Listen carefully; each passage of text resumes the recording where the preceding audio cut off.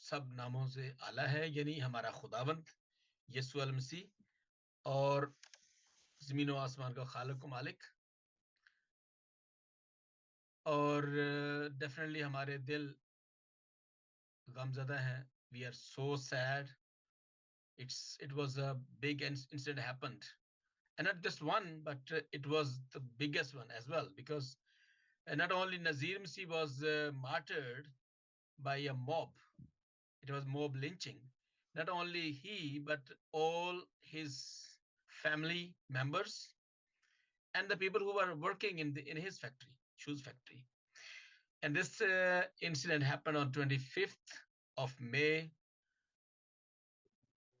It is not a new thing for us, not new thing for all Christians. There's so many things, so many incidents happened in the past, but this was really, really alarming, and it shocked us. It was horrendous. Thank you so much. With me today, Reverend Dr. Irfan James from Pakistan. He is very active. He has very social activities, and he always thinks about Christianity in Pakistan. Wherever such incident happens, he goes there and he takes all notes, and he takes everything. He goes in that incident and he talks with the people as well. And thank you very much, Dr. Irfan James. Thank you for coming today. Well, thank you so much for this privilege. And I'm so grateful that you give me the opportunity to talk about the discrimination and the things which are happening in Pakistan with Christians. Thank you so much. So there are so many, of course, this especially we will focus on this topic. The first thing we will talk about, there are three questions. First of all, what will be the future of Christians in Pakistan after the Srigoda incident? And I would like to tell all my audience that this incident happened in Pakistan. A man who was 75 years old, probably, I think so. I guess he was more than 75, maybe. And he was falsely accused of burning some pages of Quran. What we have heard about the news, we have seen it was brutally. He was brutally beaten either way, and he was like stoned. He was in ambulance, but his ambulance was broken, and when he was in ambulance, the mob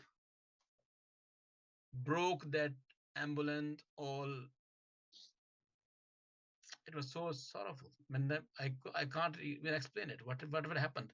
So all things will happen in up to 3 minutes. What was happened, sir? Well, let me describe you the exact picture. Actually, very early in the morning, a few people that were very much active in radical Islamic extremist group, which is known as Tehreek-e-Labbaik Pakistan. They're the very much active persons of that, a group. So they just collected some people, and one of them, he brought some pages from his house, and then he just collected some women. Then they start shouting that Nazir Masih and his family did this blasphemy while burning the pages of Quran. Well, when the things which are going on and the people were shouting at that time, Nazir Masih and his family, they were inside sleeping in their house. So the first announcement, which was done from a Shia mosque, the name of that guy who was a Molana, he was a Shia Molana. His name was Malik Asad. And let me clarify to you that he has some dispute with Nazir Masih's son on some property. He was just interested to capture their property with some, unethical way.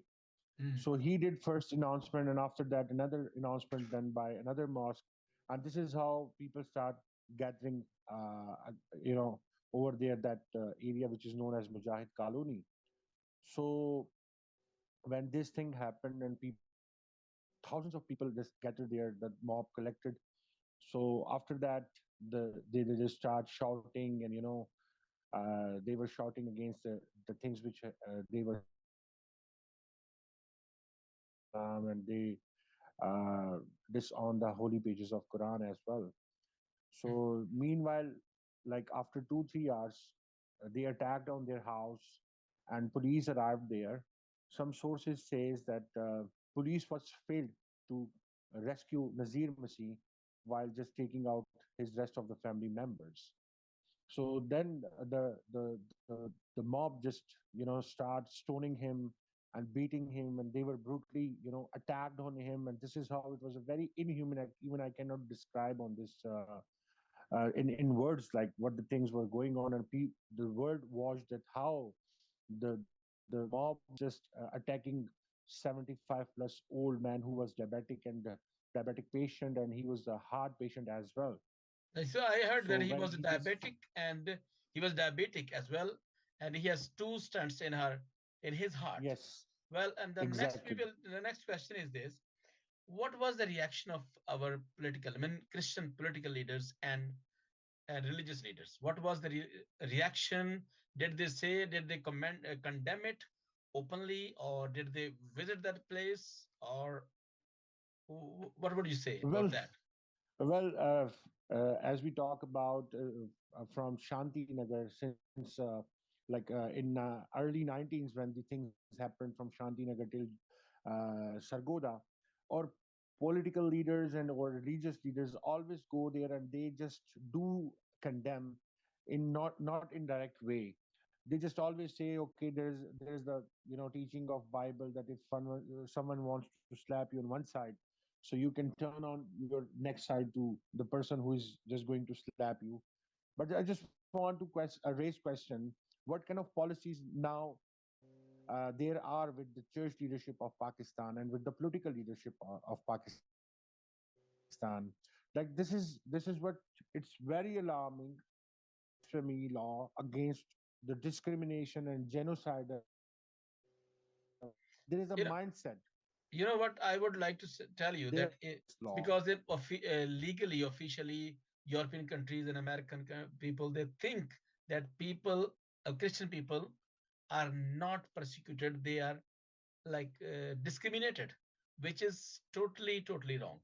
Christians in Pakistan, they are brutally persecuted. Not only they are persecuted and physically, socially, economically, and religiously. What would you say? Can you please repeat your question again? I mean, are Christians of Pakistan persecuted or discriminated? Well, Discriminate. both things are going on. Like I would say that now, when I visited the funeral and attended the memorial service of Nazir Masih, who was martyred, the people are still insecure. While police is there outside their houses, people are not ready to come back to their houses. As I talk about the 15 people which were working in that factory, which was flamed by the mob, and they were that not only the factory, but the rest of the houses were looted as well by the mob. They were lynching and they were I have stoning seen as that well. And I have seen that Muslim mob.